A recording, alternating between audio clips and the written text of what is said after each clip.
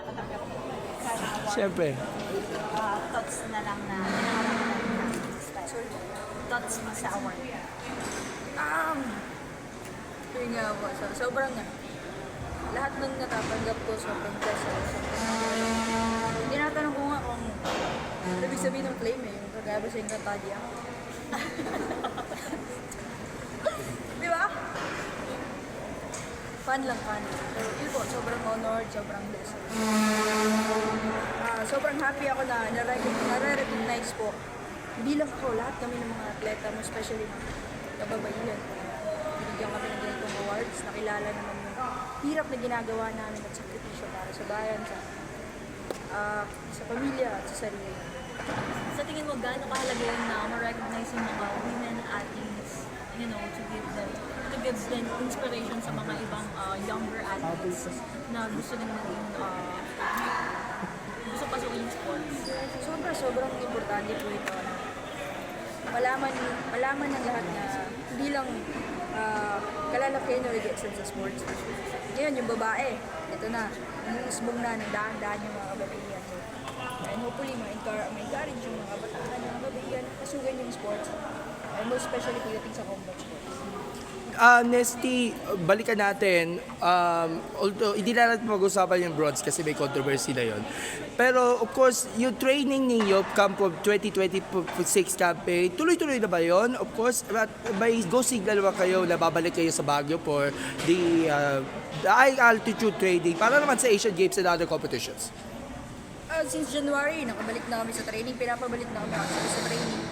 Ako, naka-under observation pa ako sa after eye surgery ko. So, nandito pa ako sa Manila and may mga events pa din. So, yun yung nangyari. Pero yung mga kasamahan ko, tuloy-tuloy sila. January, balik na kaagad. And hanggang Asian Games na yan, hanggang Olympics na rin. Anong target ng inyong pag-recover, fully recover mula sa eye surgery? At ina-expect ba natin na of course mabibigyan ka ng go signal to and clearance to play again, to train again for the upcoming competitions? Yes. Actually, gusto na ako pabalikin ni Doc. Pero may isang follow-up check-up ako this coming April 7. And kukuha na ako ng fit to training. So, para clear lahat. And wala na problem. So far, so good naman. Okay yung recovery ng mata ko. Sana tuloy-tuloy na to. Para wala nang hassle. Wala nang problem. Sa paparating na Asian Games, may specific ka ba na to? Parang subject na nagigigil ka? Asian Games, ito yung major competition ko na wala akong medal talaga. So I think pag third time ko na siya ngayon. So kahit anong kulay na medalya, basta ginto. Any color ko ng medal. Isang karangalan yan. Isang malaking ano yan sa akin.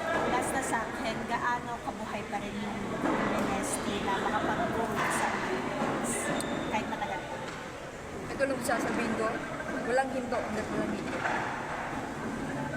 Thank you so much. Ano pa? At last na, message mo sa this Women's Month, message mo sa mga kababaihan. Yes po, una happy Women's Month po sa ating lahat. Huwag niyo pong kakalimutan na may boses po kayo, may boses po tayo. And huwag niyo pong hayaan na diktahan kayo ng ibang tao. Huwag niyo pong hayaan na sila mag-decide para sa sarili niyo.